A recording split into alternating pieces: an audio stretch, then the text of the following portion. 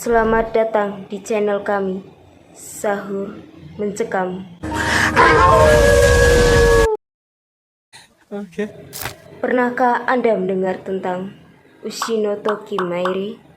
Sebuah tradisi misterius dan menakjubkan dari Jepang yang telah menginspirasi legenda dan cerita seram selama berabad-abad.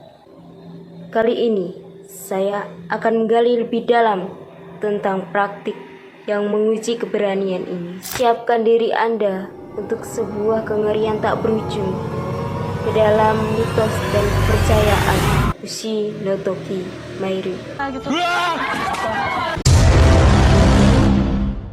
Bersama saya, Rihana Arwana, saksikan Sahur Mencekam.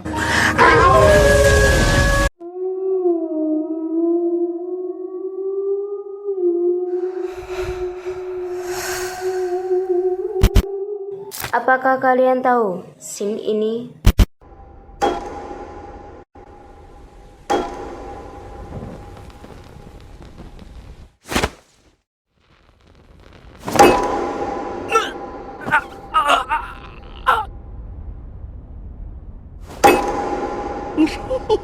Noroi yare. Hara ga itai. Noroi yare. Dareka! Tasuke! Hora na me ni awasete yaru. Ya, itu adalah scene dari anime Ito Junji yang menampilkan karakter Soichi yang sedang melakukan ritual Ushi no Toki Mairi. Mungkin dari kalian bertanya-tanya, apa itu Ushi no Toki Mairi?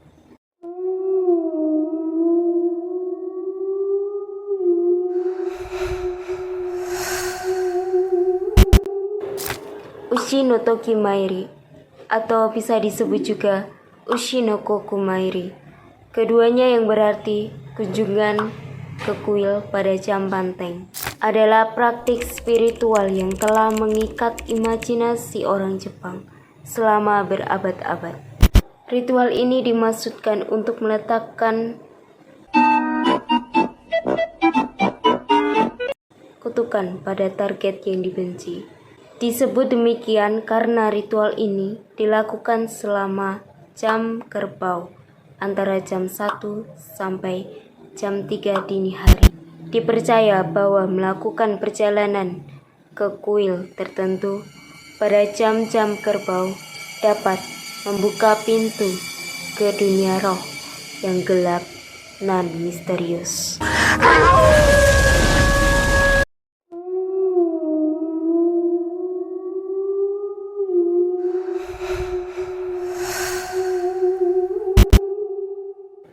Konsep Ushi no Toki Mairi hampir sama dengan voodoo dan santet yang ada di Indonesia.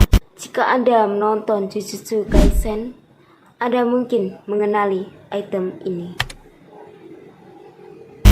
Item yang sama yang digunakan Nobaraku Kisaki untuk melancarkan teknik kutukannya, di mana pelaku memerlukan barang perantara seperti Waraninyo yang sering digunakan sebagai lambang orang yang ingin dikutuk.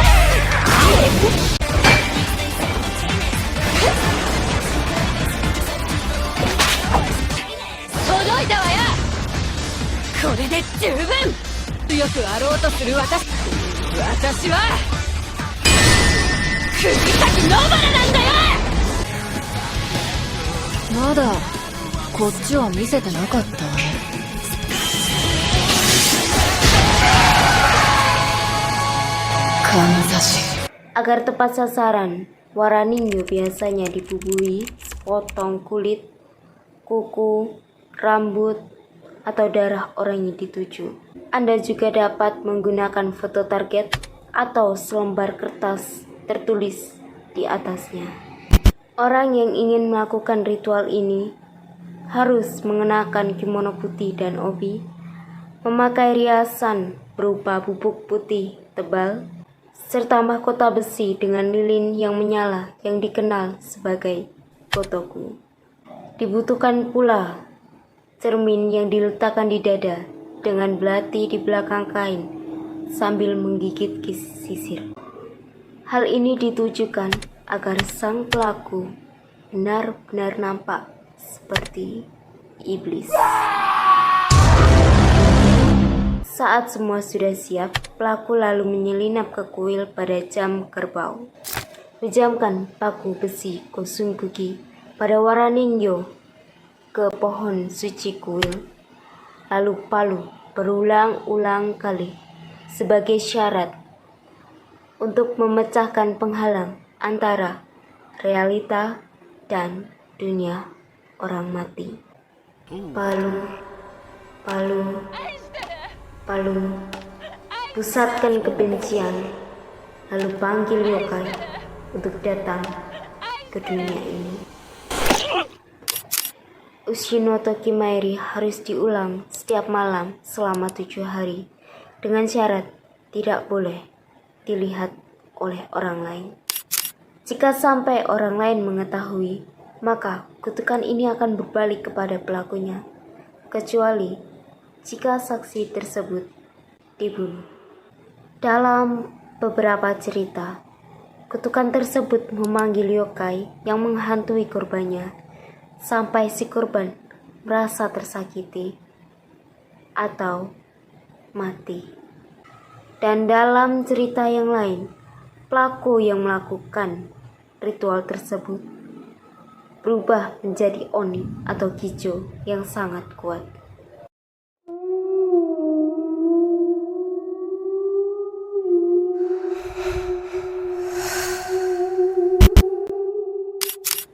Lalu apa yang melatar belakangi ritual mengerikan dan mematikan Ushinoto Kimairi? Kifune Jinja di Kyoto dan Ikure Jinja di Niimi, Okayama adalah lokasi ritual Ushinokoku Mairi yang paling populer.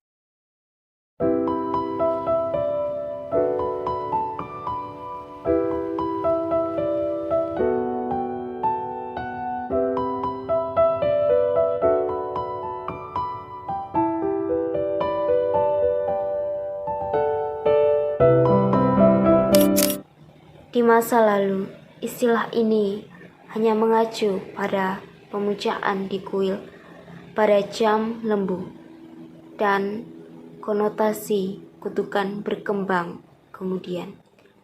Di kuil Kifune di Kyoto, ada tradisi jika ada seorang yang berdoa di sini pada jam lembu, di hari lembu, di bulan lembu, di tahun lembu, maka sebagian besar keinginannya akan terkabul.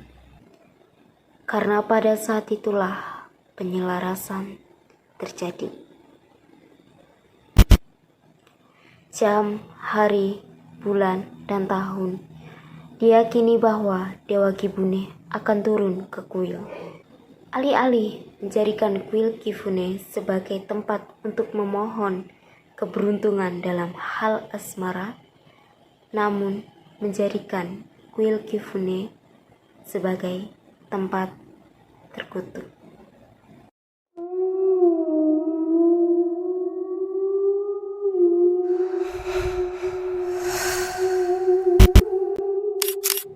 Lalu, bagaimana cara kerja ritual ini sehingga disebut sebagai ritual mematikan? Dalam penuturan Om Hao, sejarawan yang memiliki kemampuan khusus, di channel YouTube Billy Christian berpendapat bahwa untuk melakukan Ushinoto Kimairi tidak diperlukan pohon khusus seperti pohon suci kuil Kifune. Kalau yang di atas tadi kurang lebihnya pinus paling banyak. Iya. Ya. Tapi tidak semua pohon itu bisa dipergunakan, hanya pohon-pohon tertentu yang dia dihinggapi energi astral dan yang mau mengirimkan itu mas. Karena tidak semua makhluk astral sini mau mengirimkan. Jadi ada pohon-pohon favorit menurut saya.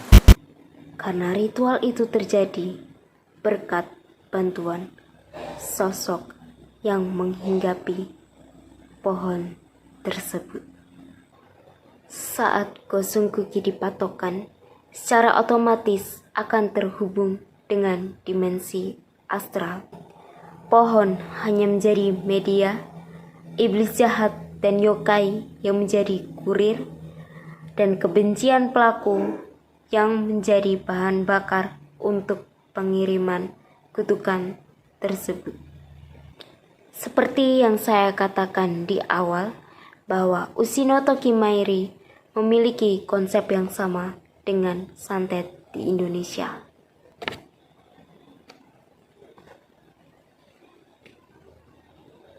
Namun, santet di Indonesia dalam beberapa waktu ke depan akan meminta nyawa kepada si pengirim. Akankah Ushino Tokimairi